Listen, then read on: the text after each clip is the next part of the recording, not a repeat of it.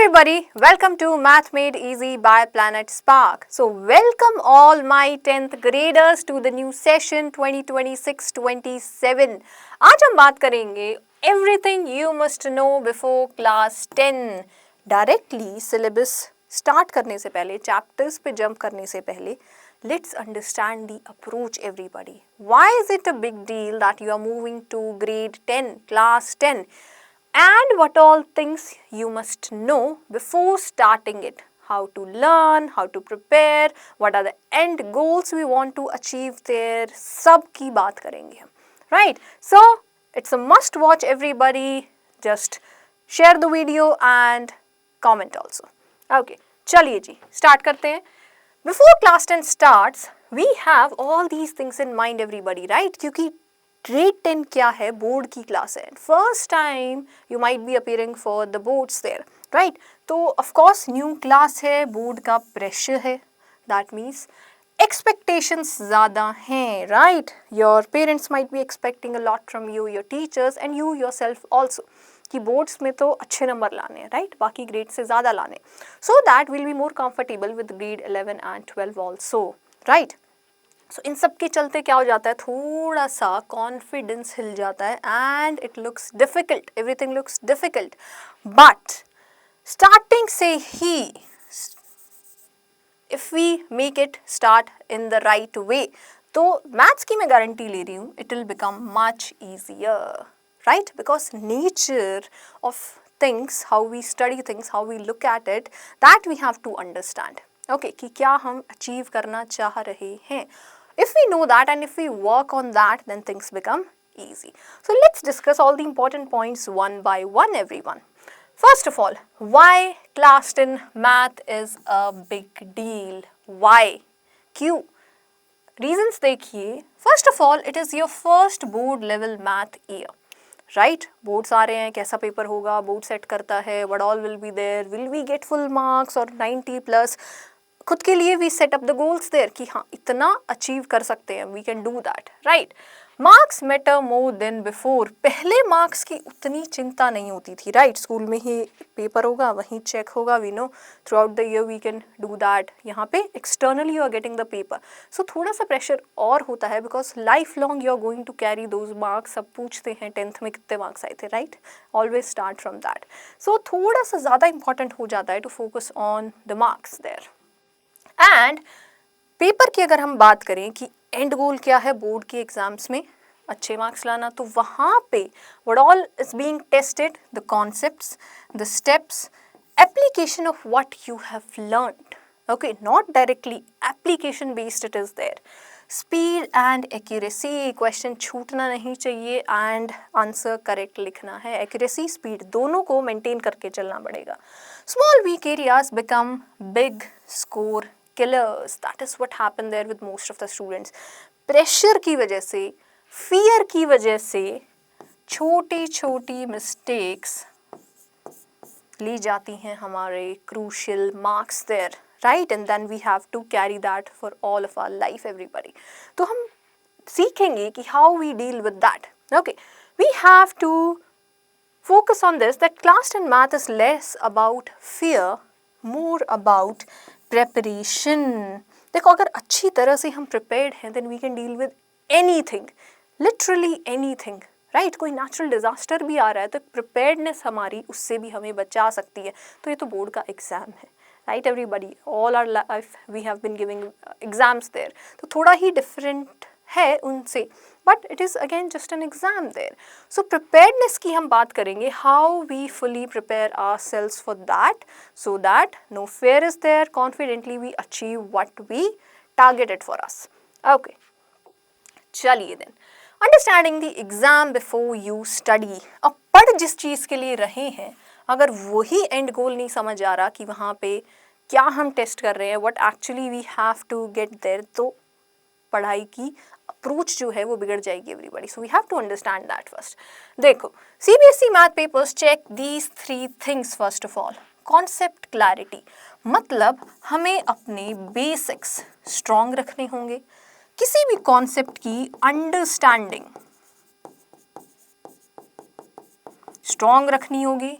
क्योंकि logical questions पूछे जाते हैं, एप्लीकेशन बेस्ड क्वेश्चन पूछे जाते हैं, तो कॉन्सेप्ट क्लैरिटी के लिए बेसिक्स क्लियर होने, अंडरस्टैंडिंग होनी बहुत बहुत बहुत ज़रूरी है, right. Then application of the methods आनी चाहिए, डिफरेंट टाइप्स ऑफ क्वेश्चंस की प्रैक्टिस ज़रूरी है।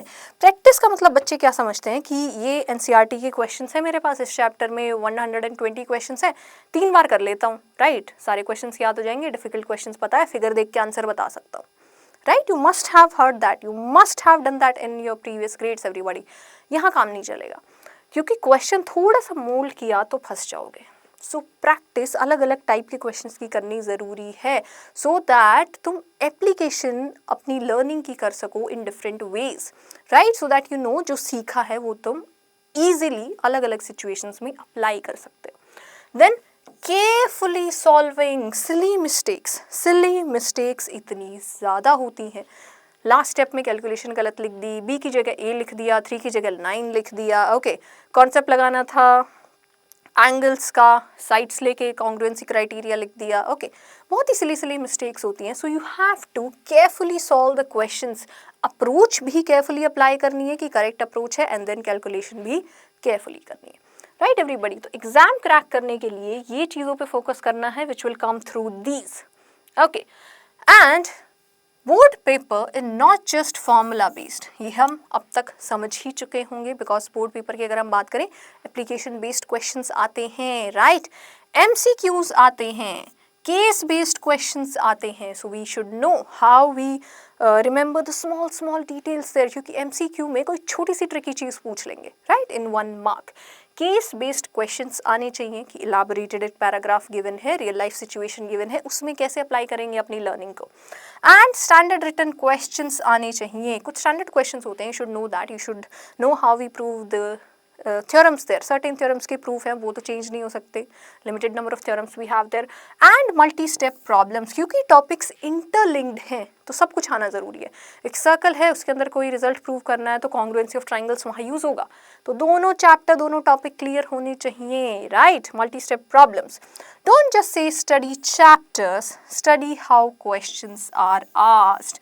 तो नेक्स्ट टाइम जब गूगल करो मोस्ट इंपॉर्टेंट चैप्टर्स और topics for CBSE class 10 board, तो रिजल्ट पे उतना रिलाय मत करना, क्योंकि चाहे सारे टॉपिक्स की लिस्ट दे दे, still we have to study smartly, कि जो क्वेश्चंस पूछे गए हैं how to study for that.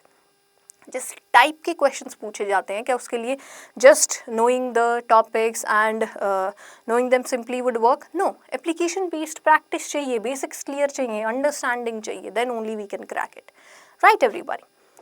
चलिए then biggest mistakes student make, अब यहाँ पे गलती क्या हो जाती है, क्यों मैटर करती है और उसे कैसे रेक्टिफाई करेंगे, let's talk about that. Before class 10 math start, कुछ टॉपिक्स को बिठा लो दिमाग में। First is linear equations, then coordinate geometry के basics, polynomials, triangles, surface area and volumes, and basic algebraic manipulations. ठीक है, वापस जाओ, उठाओ अपनी 8th-9th की किताबें, बेसिक्स क्लियर करके तब स्टार्ट करो, otherwise you'll just keep lacking behind, और वो एक कलेक्ट होते जाएंगे चैप्टर्स की, एक चैप्टर नहीं आता, एक टॉपिक नहीं आता, ये यूज़ हो रहा है नेक्स्ट 2 चैप्टर्स में, तो मेरे वो चैप्टर्स भी गए। ये नहीं होगा कि I can miss these 2 chapters, बाकी सब कुछ अनरिलेटेड है तो काम चल जाएगा, no, not any more, everything is interlinked, interrelated, so basics strong करना ही पड़ेगा, that is not an option. Now, why this matters everybody? Because class 10 topics build on old concepts. Algebra की अगर हम बात करें, वो भी strong करना पड़ेगा, क्योंकि पहले से पढ़ते आ रहे हैं algebraic expression, 6th class onwards they get introduced, तो 9th तक अगर उनकी properties, addition, subtraction नहीं समझा है, तो directly factorization पे कैसे पहुँचेंगे बताओ, राइट, तो बेसिक क्लियर होना ज़रूरी है।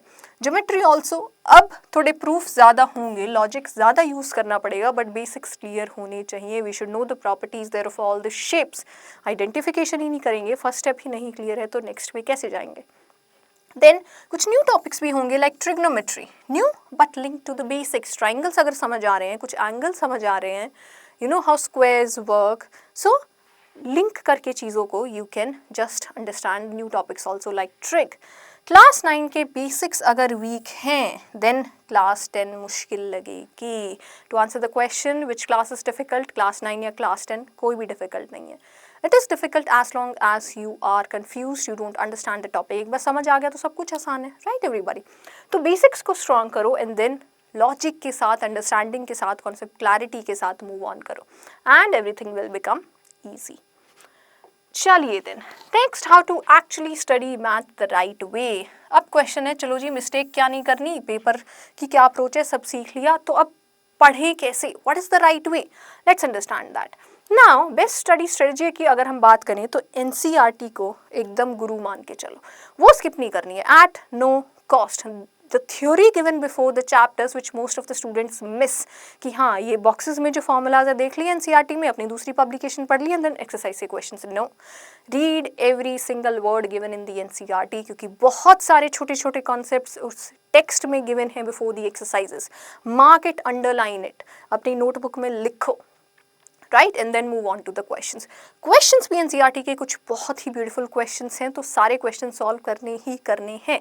तो क्या करेंगे, एनसीईआरटी के एग्जांपल्स करेंगे, थ्योरी करेंगे, देन एनसीईआरटी की एक्सरसाइज करेंगे, redo the weak questions and then we'll move on to the PYQs.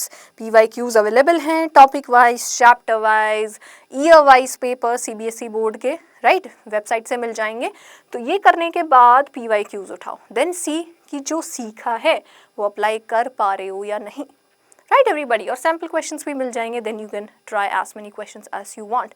So keep this strategy in mind. NCERT का पहले थ्योरी करेंगे, देन एग्जाम्पल्स, देन एक्सरसाइज, फिर रीडू करेंगे वीक क्वेश्चंस को and then will do the PYQs.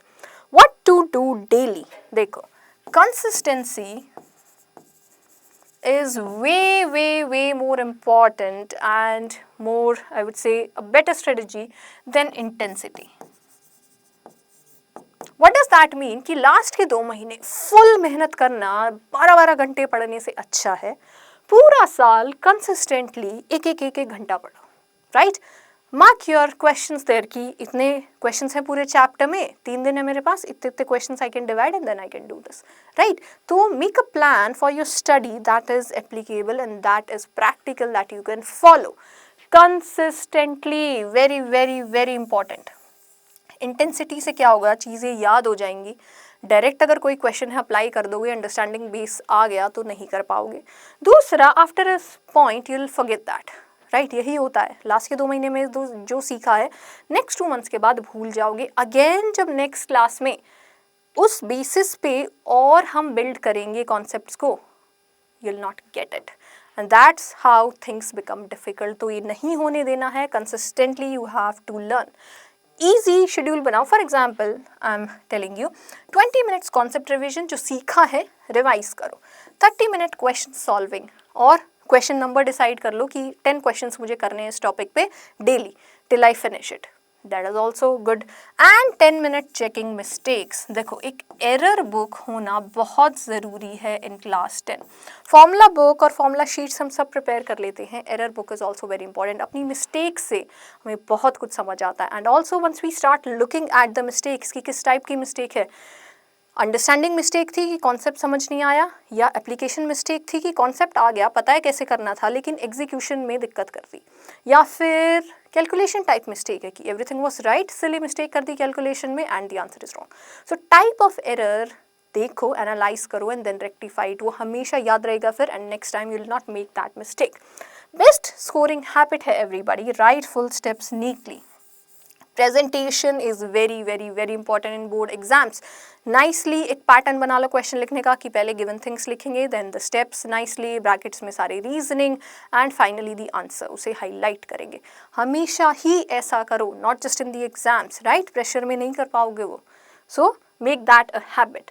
Mentally solve नहीं करना है, लिखने हैं सारे steps. Always keep a pen and paper while you are studying maths. इसके बिना तो करना ही नहीं है कि नोटबुक खोलिए, एक बार क्वेश्चन सॉल्व किए थे उसके बाद ऐसे पढ़ रहे हैं, रिवाइज कर रहे हैं. No, always use a pen and paper. So math improves through repetition everybody, not just motivation. तो revision तो चाहिए ही चाहिए, नहीं बच पाओगे उससे. Okay, and lastly everybody, if you start right, then class 10 math will become your strength. कोई बहुत बड़ा मैथ जीनियस होने की ज़रूरत नहीं है बोर्ड को क्रैक करने के लिए. ओके, सिंपली बैलेंस बना के चलना है between the two things, the smartness and the hard work. सिर्फ smart students can also not win and just the hard workers also can not win कि 5 बार पूरा सिलेबस कर लिया. नहीं, स्मार्टनेस एंड हार्ड वर्क का बैलेंस लेके चलना है. So what you need is clear basics, NCERT mastery, regular practice, stepwise writing, mistake analysis and confidence that is built over the time, ना कि last moment पे. So that was all everybody. If you start early, stay consistent, don't panic, easily crack कर लोगे board exams. So thank you very much for joining. Very soon we'll be starting with our first chapter. Gradually अपना syllabus पूरा करेंगे. So you can just comment down below what you want to watch next or if you have any questions and share it with your friends.